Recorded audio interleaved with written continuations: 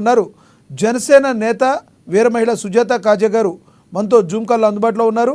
అదేవిధంగా వైసీపీ నేత రేగడి లక్ష్మణరావు గారు మనతో జూమ్ కాల్లో అందుబాటులో ఉన్నారు.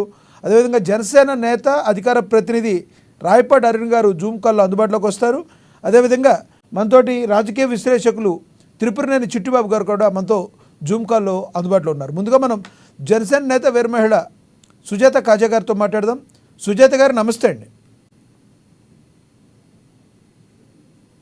సుజాత గారు నమస్తే అండి. లక్ష్మీనాథ్ గారు. సుజాత గారు మీరు చూసే ఉంటారు, మరి పిచ్చ తిట్లు తిట్టిన శ్రీరెడ్డి గారు మరి క్షమాపణలు చెప్తున్నారు జనసేన నేతకు కానీ లేదంటే లోకేష్ గారికి కానీ చంద్రబాబు నాయుడు గారిని చంద్రబాబు నాయుడు గారు కానీ ఎందుకు ఈ రకంగా క్షమాపణలు చెప్పడంలో నిజంగా పశ్చాత్తాపం కలిగిందని భావించవచ్చా?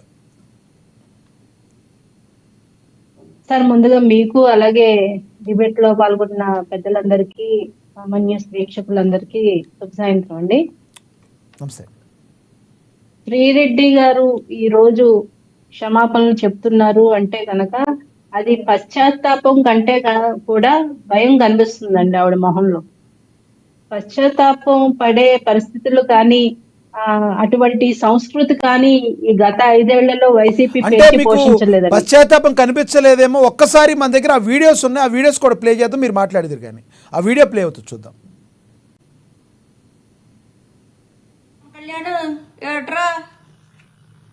ఏంటో తెలుసా, బాటవాళ్ళు చెప్పట చాలా స్ట్రాంగ్, కొట్టానంటే మామూలుగా ఉండదు. ఎన్ని కొట్టేసినా కానీ తెగదంటారా బాబా? మరి కొట్టేద్దామా ఒకసారి? పవన్ కళ్యాణ్ పిచ్చితనానికి, పవన్ కళ్యాణ్ ఎర్రితనానికి, నీ రౌడీజానికి నా చెప్పులతో నమస్కారం. సో ఈ బొల్లిగాడు ఈ గాడు కలిసి ఈ సుల్గాడిని కాపాడడానికి ఆ బొల్లిగాడు వచ్చాడు. ఎక్కడ మొత్తం రౌండప్ చేసేస్తారేమో, ఏదైనా బొక్కలో వేసేసి ఈయన ఏమన్నా చేసేస్తారేమో అని చెప్పేసి వచ్చాడు. ఎవరు? బొల్లి.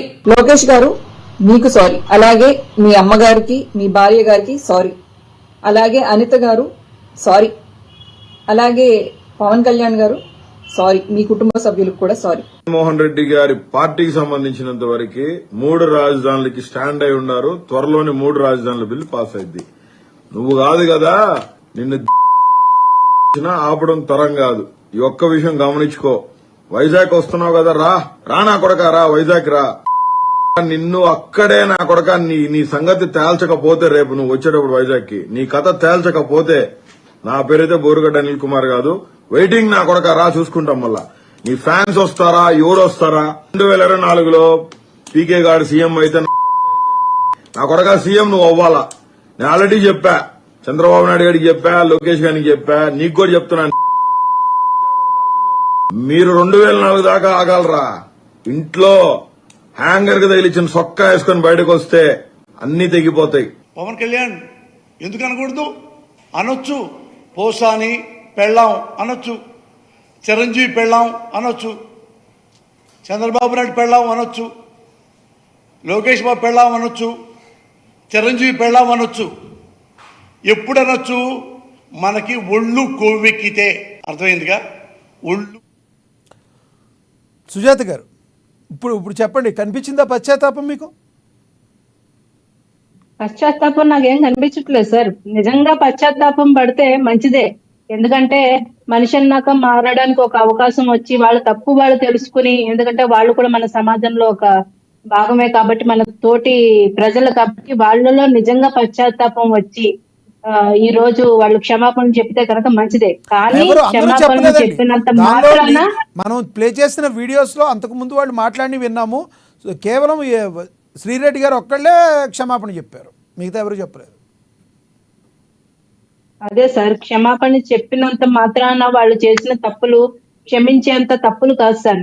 హద్దులు మీరి, హద్దులు దాటి, వాళ్ళ స్థాయిని మరిచి ఇష్టం వచ్చినట్టు, నోటికి వచ్చినట్టు కామెంట్లు చేసి, ఇంతకు ముందు ఎప్పుడూ లేని విధంగా రాజకీయాల్ని భ్రష్టు పట్టించేసి, ఒక తల్లి చెల్లిని, ఇంట్లో ఉన్న ఆడవాళ్ళని, చిన్నపిల్లలను కూడా చూడకుండా, ఒక మర్యాద మన్నన సంస్కృతి అంటూ లేకుండా, అసలు రాజకీయాలంటే రొచ్చు అనే స్థాయికి, తారా స్థాయికి తీసుకెళ్లిపోయారు సార్. అంటే ఇంతకు మించి ఇంకా దిగజారలేరు అన్న స్థాయికి తీసుకెళ్లి గత 5 సంవత్సరాల్లో బూతుల పంచాంగం, సాక్షాత్తు మంత్రులు, ఎమ్మెల్యేలు, ఎంపీలే బూతులు మాట్లాడుతుంటే వాళ్ళు ప్రోత్సహించిన వీళ్ళు